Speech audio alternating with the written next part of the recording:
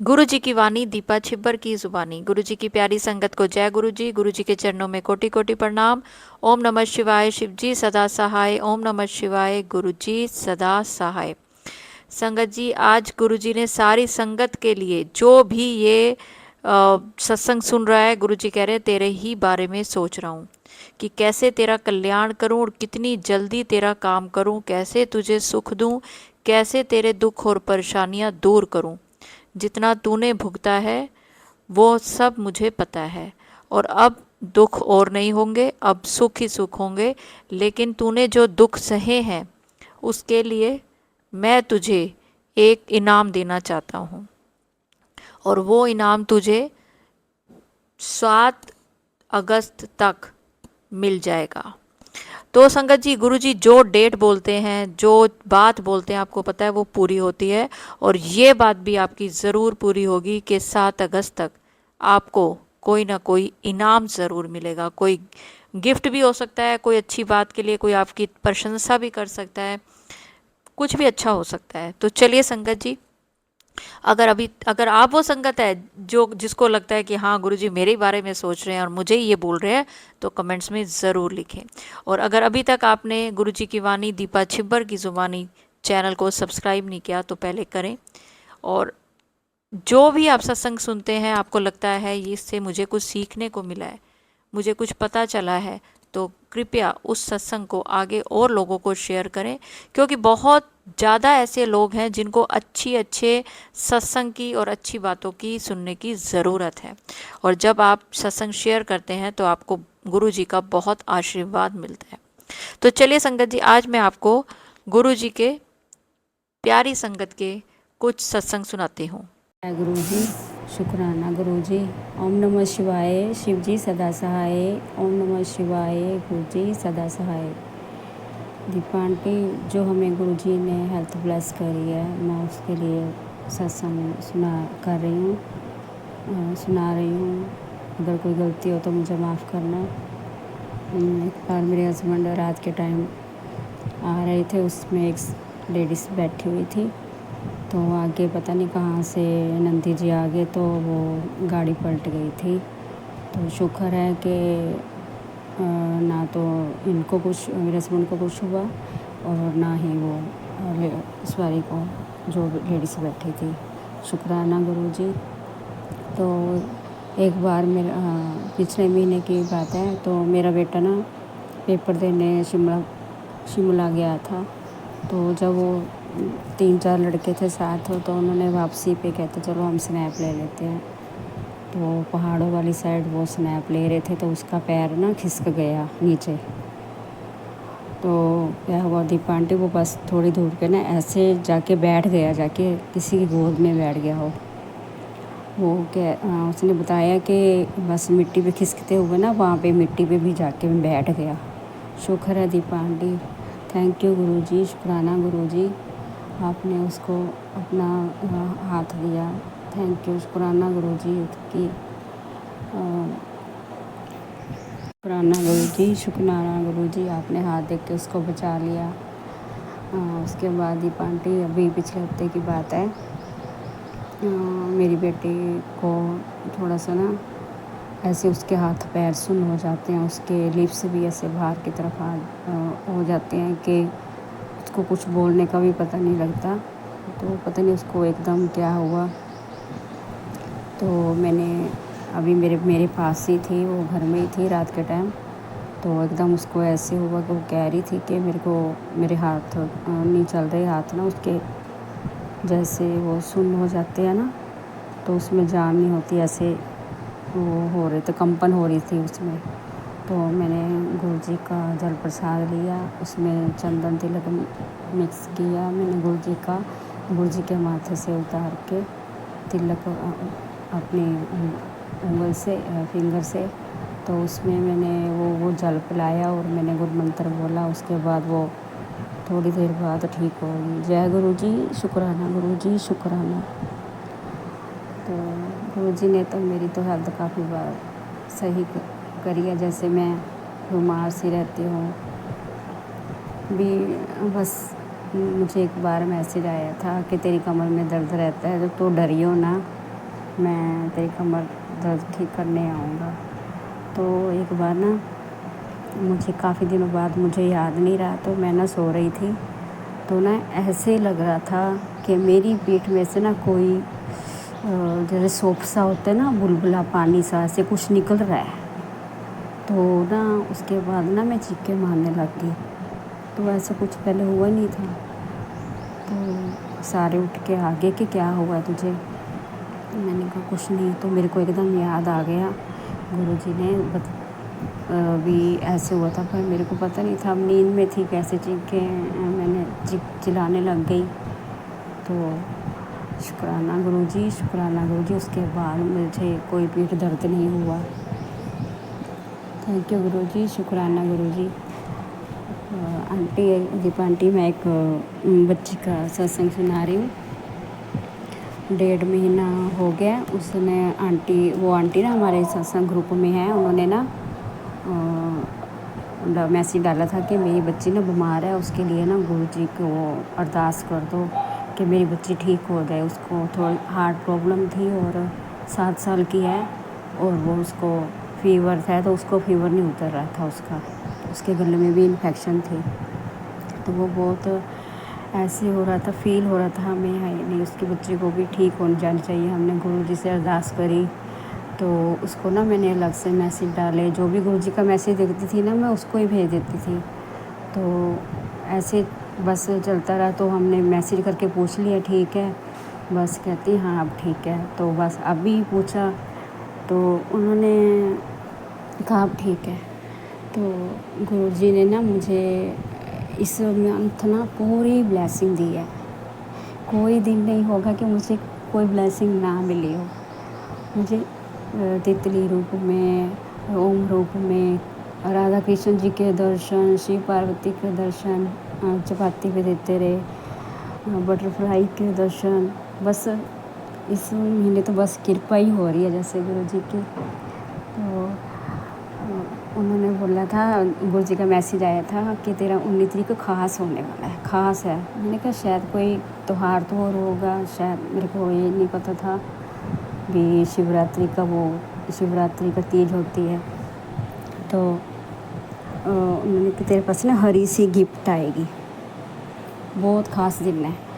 तो फिर ना मैं जैसे सुबह उठी उस दिन, तो उस दिन भी मेरा बेटा अमृतसर गया हुआ था, माँ भी उसका पेपर था। तो उसके बाद मैं अमृत वेले लेने जब उठी तो गुरुजी को ना मैं मत्था टेकने आती हूँ। तो उस दिन मेरे पास पानी पड़ा था, मैं पी के वहाँ पे बैठ गई। मैंने कहा चल मैं बाद में जाऊँगी।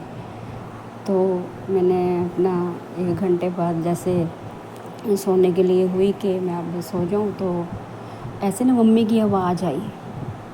तो मैं ना फिर मेरे को हुआ कि मेरा बेटा बाहर है। मेरे को थोड़ा सा जैसे डर सा लगा। फिर मैं ना इधर यहाँ उठ के ना एकदम भी यहाँ आ गई मंदिर में, गुरुजी के पास। मैंने जल पिलाया। मैंने कहा थोड़ा सा लंबा हो जाएगा मेरा सत्संग, आंटी माफ़ करना, गुरुजी माफ़ करना। तो उसके बाद फिर मैंने क्या देखा कि मैं वापस चली गई बस।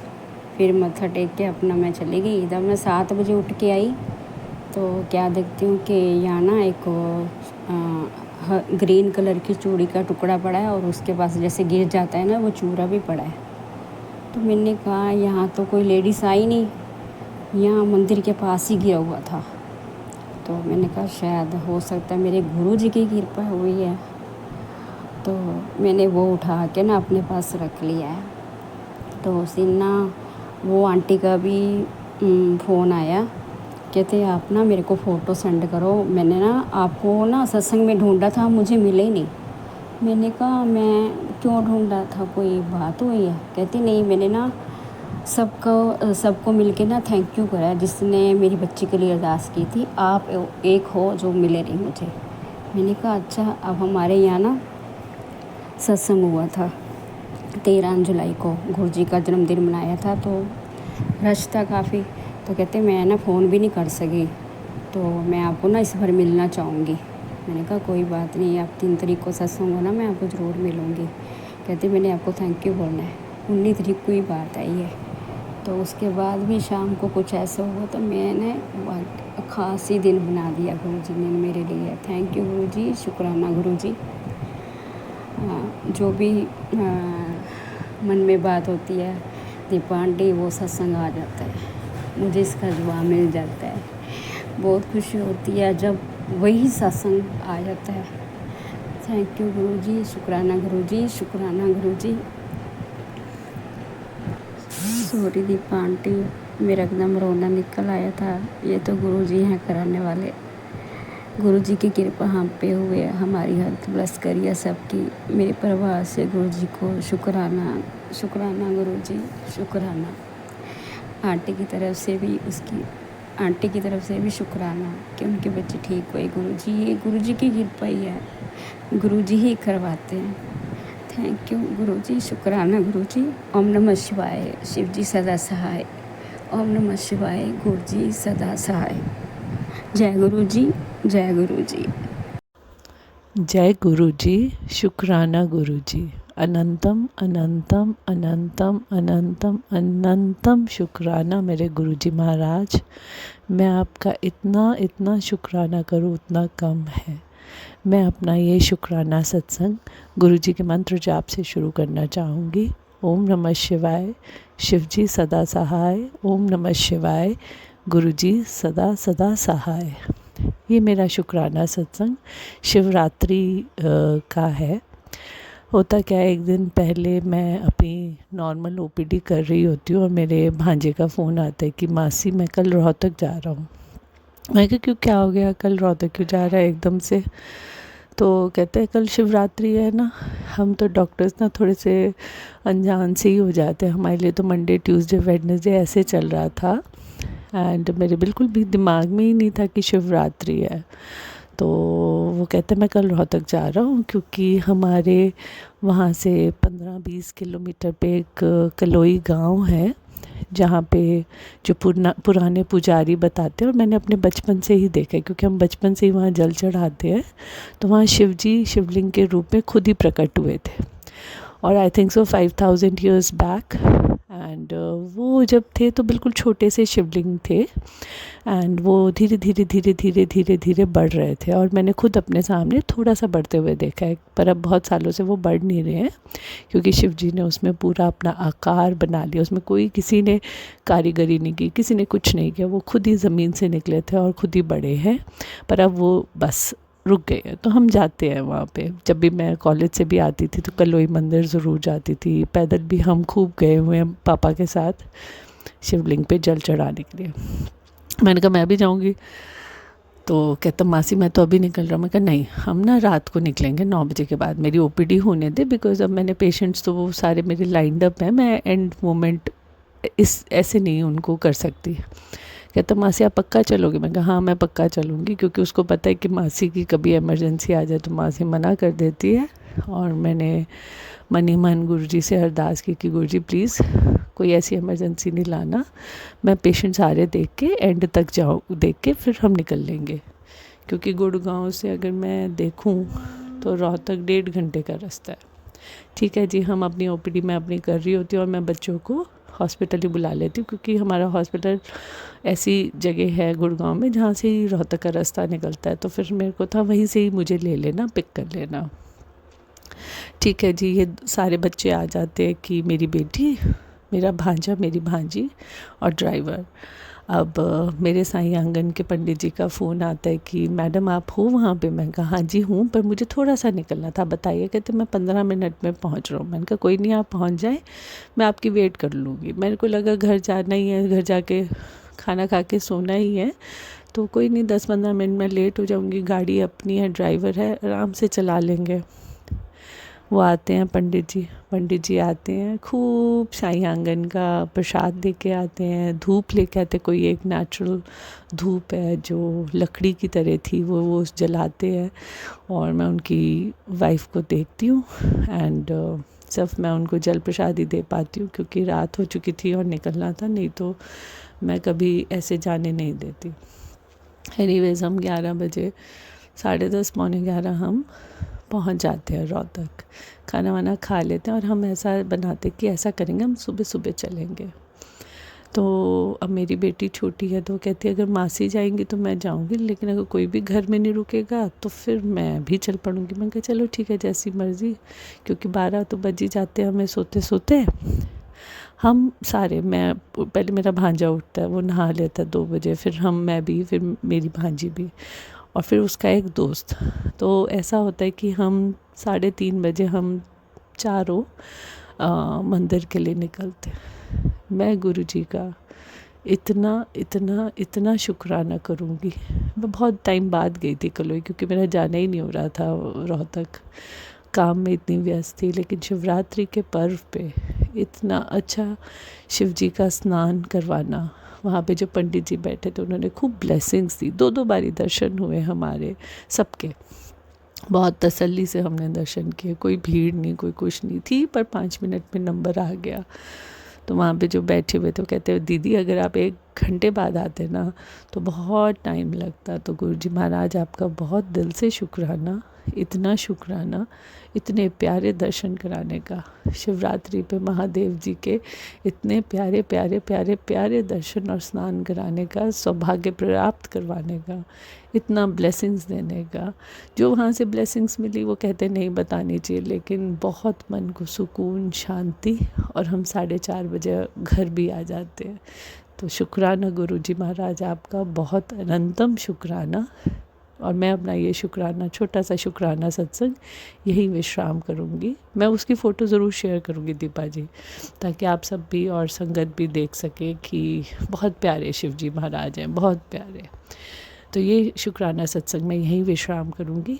ओम नमः शिवाय, शिव जी सदा सहाय। ओम नमः शिवाय, गुरु जी सदा सहाय।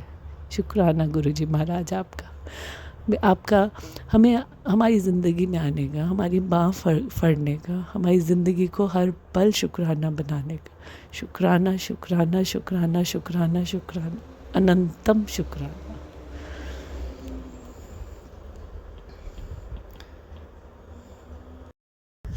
जय गुरु जी, शुक्राना गुरु जी, अनंतम अनंतम अनंतम अनंतम शुक्राना मेरे गुरुपा। आज का मैं ये शुक्राना सत्संग दीपा आंटी आपको शुक्राना करने के लिए किया है कि मैं ना बड़े भाव से रात पे जब बैठी तो मैंने कहा नहीं, मुझे गुरु जी का शुक्राना तो करना है कि मेरे साथ जो 19 जुलाई और 20 जुलाई को जो गुरु जी महाराज ने मेरे ऊपर इतनी ब्लेसिंग्स दी, इतना सहयोग दिया, इतने प्यार से सब काम कराया, और मैंने ये अपना शुक्राना सत्संग रात को किया। और आप मानेंगी नहीं दीपा आंटी, मैं ये नहीं इसलिए शेयर नहीं करी कि आप ये सबके साथ शेयर करें, ये मैं शुक्राना सत्संग बड़े दिल से आपको शुक्राना करने के लिए किया है कि शायद से गुरुजी महाराज ने ही आपको बोला।